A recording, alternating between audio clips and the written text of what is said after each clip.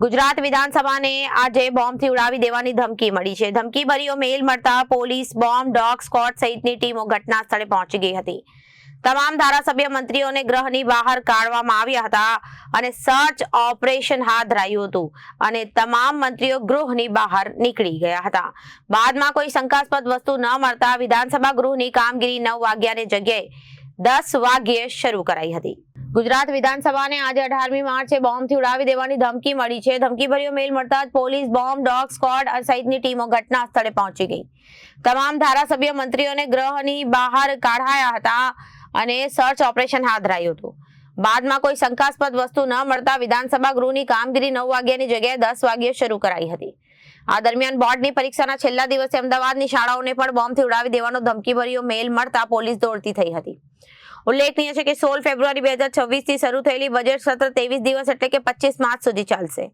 Budget સત્રની 26 બેઠકો યોજાશે। ગઈકાલે યુસીસી વિધેયક ગૃહમાં લાવવા અંગે કામકાજ અને સલાહકાર સમિતિ બેઠક ચર્ચા થઈ હતી અને આ ચર્ચા કયા દિવસે ગૃહમાં રજૂ કરવું તે મુદ્દે વિચારણા કરવામાં આવી, જેમાં 25 માર્ચની તારીખ નક્કી કરવામાં આવી છે। ગુજરાત વિધાનસભા અને અમદાવાદની સ્કૂલોને ખાલિસ્તાની કટ્ટરપંથીઓની પંજાબી ભાષામાં ધમકીભર્યો મેલ મળ્યો છે, જેમાં લખ્યું છે કે ગુજરાતી હિન્દુ ચરમપંથી મોદી શાહ, સેમ પટેલ અને કચ્છના બંદરે એલપીજી ટેન્કર્સ મિસાઇલ હુમલો કરીશું। आज सवारे 8:30 વાગ્યાની આસપાસ વિધાનસભા ઈમેલ આઈડી ઉપર એક ઈમેલ આવ્યા છે। આમાં બોમ્બ બ્લાસ્ટની ધમકી મળેલું છે। પછી પોલીસ એસઓપી મુજબ આખું વિધાનસભા પરિસર ચેક કરવામાં આવેલ છે। 3 BDDS ટીમ દ્વારા આખું પરિસર ચેક કરાવીને 10 વાગે વિધાનસભા શરૂ કરવામાં આવેલ છે।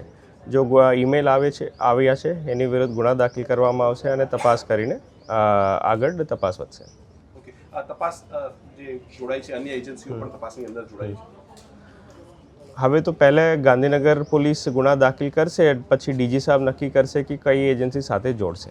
સર મેલની અંદર જે આઈડી હતું, જે ઈમેલ આઈડી થી મેલ આવ્યો હતો, એ જ ઈમેલ આઈડી છે કે અન્ય સર આ કયા ઈમેલ આઈડી પરથી આ ઈમેલ આવ્યો છે? શું લખાણ છે એની અંદર? આ જીમેલ આઈડીથી એક જીમેલ આઈડીથી આ ઈમેલ આવ્યા છે અને આમાં મેઇન ગાંધીનગર વિધાનસભા ઉપર બોમ્બ બ્લાસ્ટની ધમકી મળેલું છે। કઈ ભાષામાં લખાણ છે, કેટલી લાઇન્સ છે, અંદર કેટલા પેરેગ્રાફ છે અને શબ્દો કયા છે?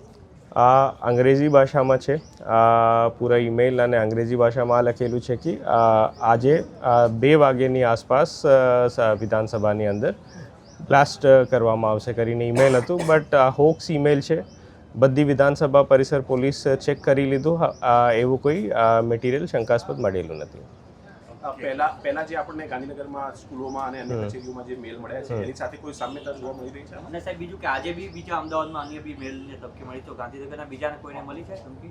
નહીં, ગાંધીનગરમાં એક જ જગ્યા મેલ મળી છે અને એને પહેલાંવાલા ઓફેન્સ સાથે કોઈ લિંક છે, તપાસ હવે કરવામાં આવશે।